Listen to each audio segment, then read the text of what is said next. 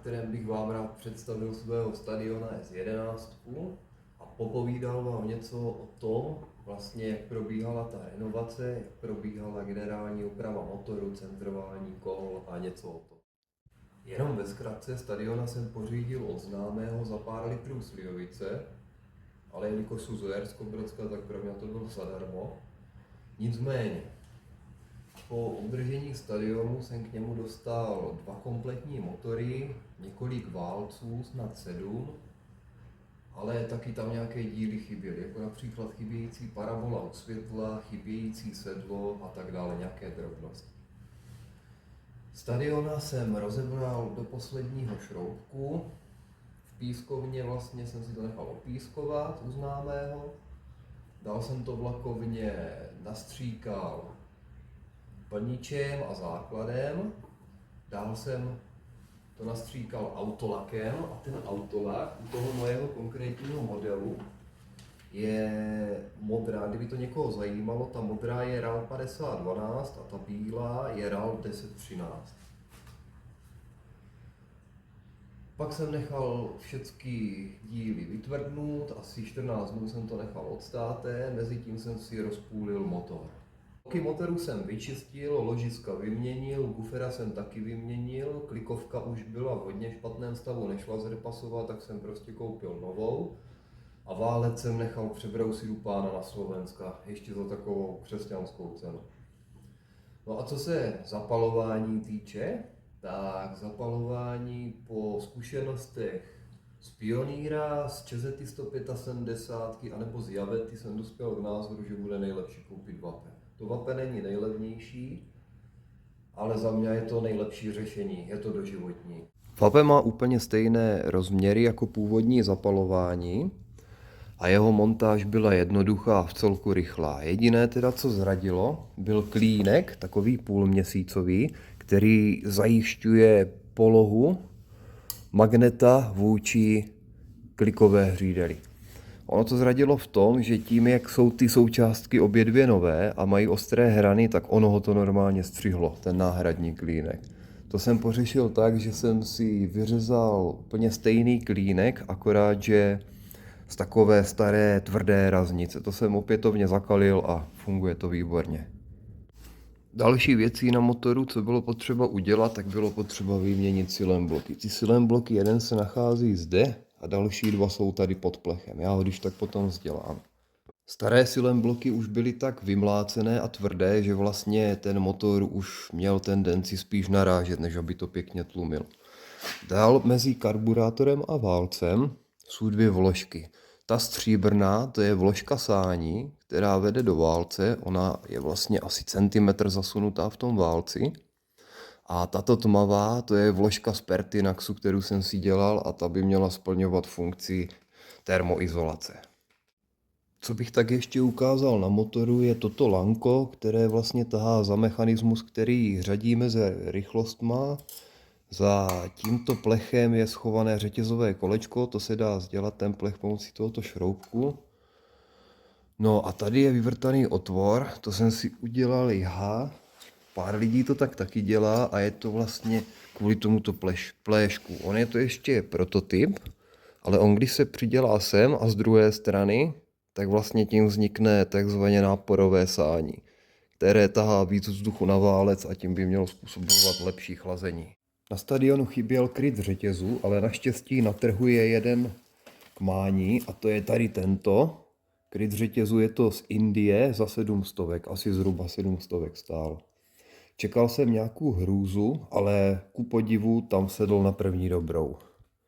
Když jsem na Stadionu řešil otázku kol, tak jsem měl na výběr ze 3 možností. Buď to zrepasovat staré kola, nechat je pochromovat, což byla ta nejdražší možnost, nebo ta druhá možnost vlastně koupit nové kola nové, už zrepasované, přičemž jedno jsem našel za nějakých snad 5000 korun. A nebo třetí možnost, ta nejschůdnější, po které jsem se vydal já, poskládat si kolo nové.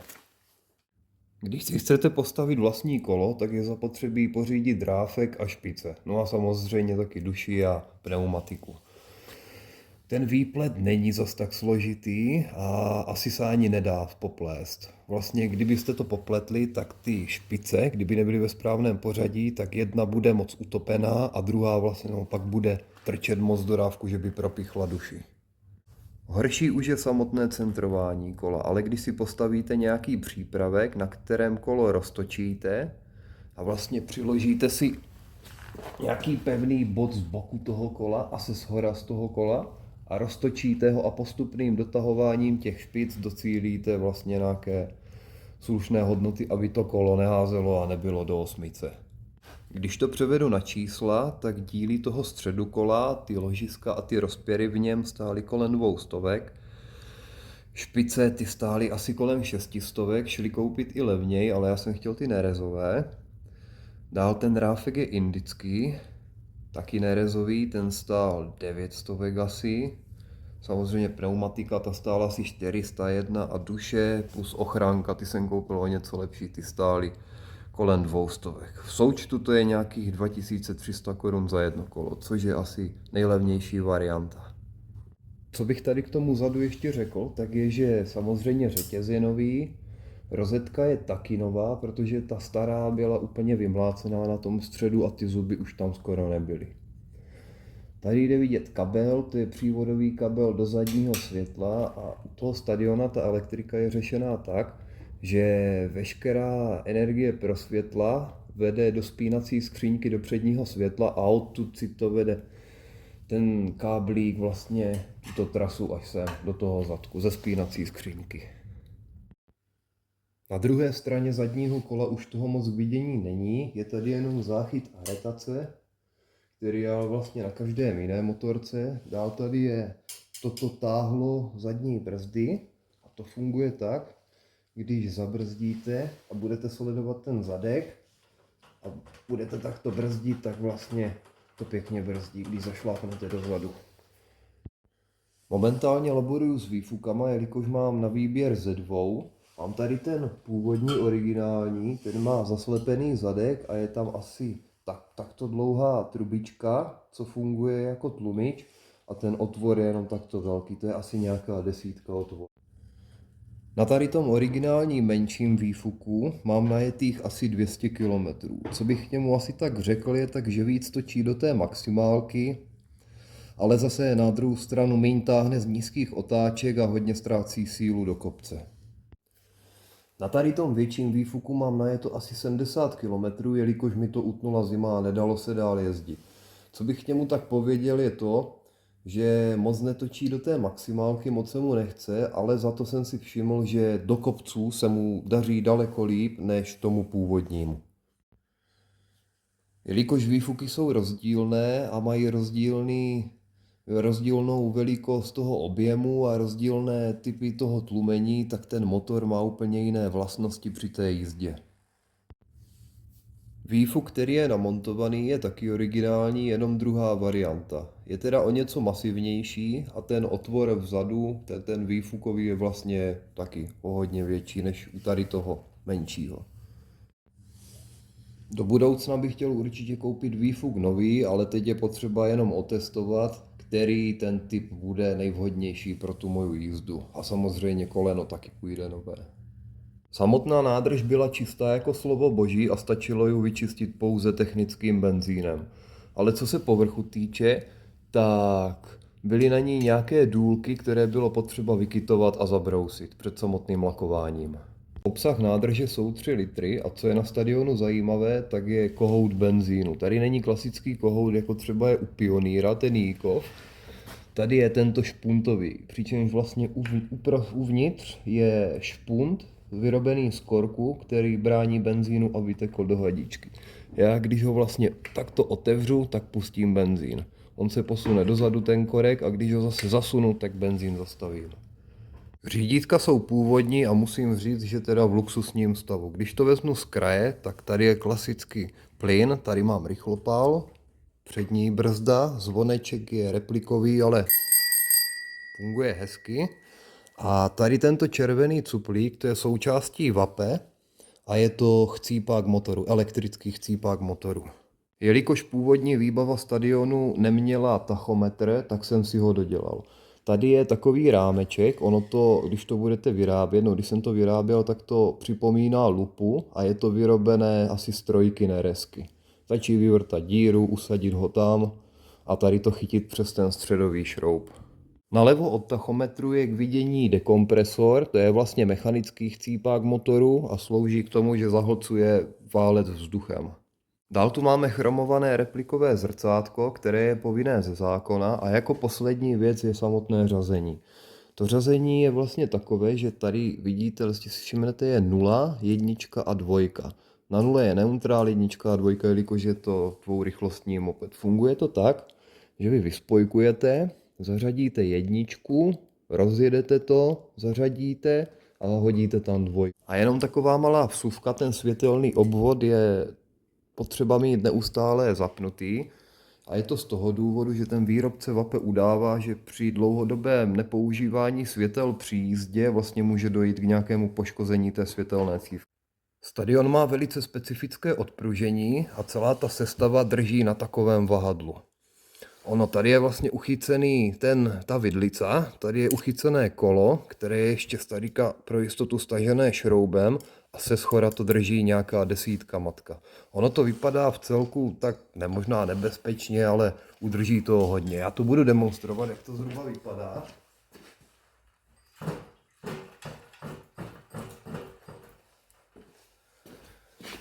Drží to moc hezky, udrží to i mých 90 kg, ale jak si můžete všimnout, tady je domeček náhon tachometru, ten tam původně nepatří, ale jak už jsem zmiňoval, já jsem přidělával tachometr, takže musí tam být.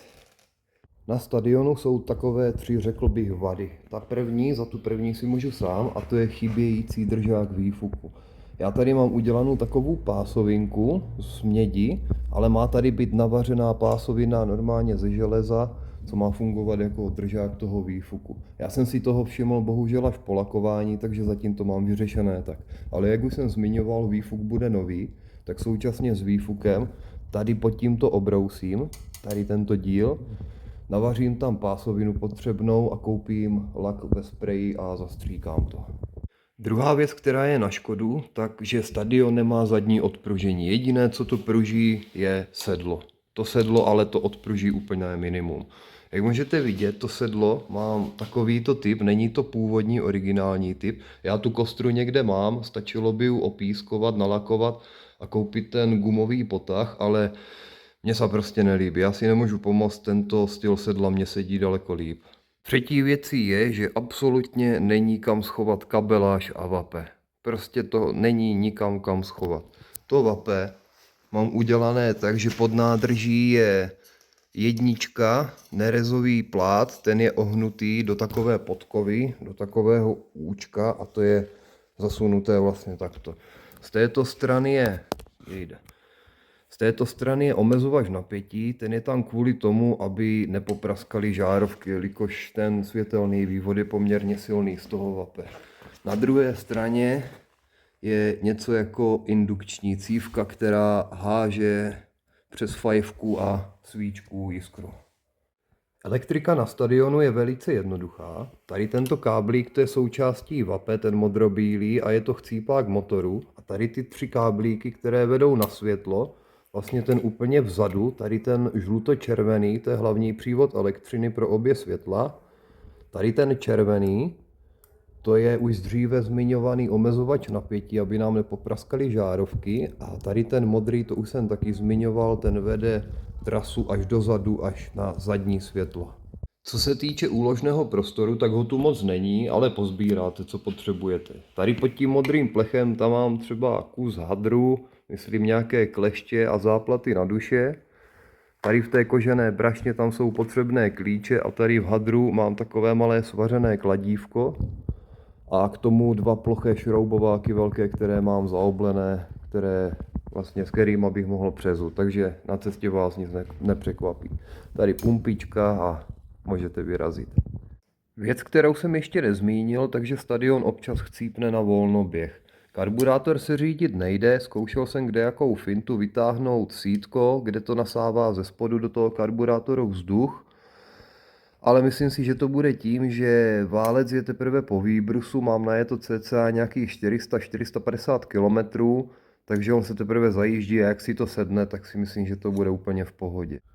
Svíčky používám japonské NGK a tady ten dekompresor, ještě jsem k němu chtěl říct, že on má takovou funkci, že já když zmáčknu páčku toho dekompresoru, tak on vlastně povolí ten ventil a zahltí válec vzduchem, přičemž ho chcípne.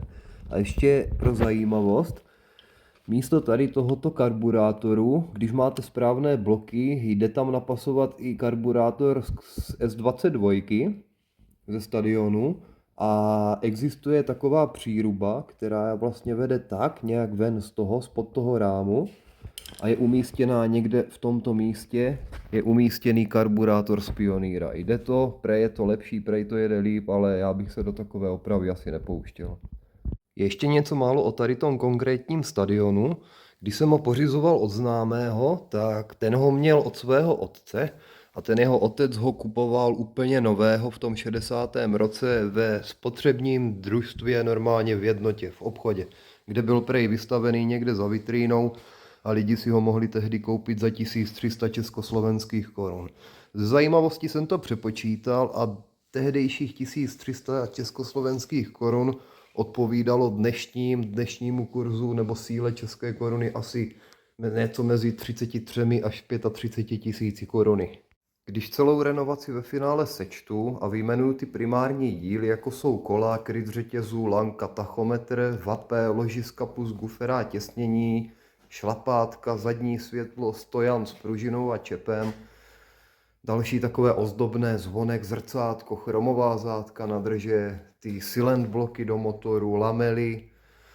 Potom samozřejmě lak plus ředidlo, to všechno vyšlo dohromady na nějakých 21,5 tisíce. Na to, jestli je to hodně nebo málo, si odpovězte sami, ale jak jsem si procházel tou renovací, vybíral jsem náhradní díly, porovnával jsem je, tak můžu říct, že šlo to udělat určitě o pár tisíc levněji, ale taky můžu říct, že to šlo udělat určitě mnohem dráž. Ale to už záleží na každém. Někomu stačí, když to hodí jiskru a jede to a nezáleží mu na tom, že tam třeba půlka spojovacího materiálu není a druhý člověk to chce mít zase vyšperkované. Takže to záleží už na každém z nás. Na Stadionu už není moc co ukazovat, takže z mojí strany to bude asi všechno. V příštím díle bych se nějak rád věnoval tady té 21, ale jenom nějak okrajově, protože těch videí na tom YouTube je kolem ní milion.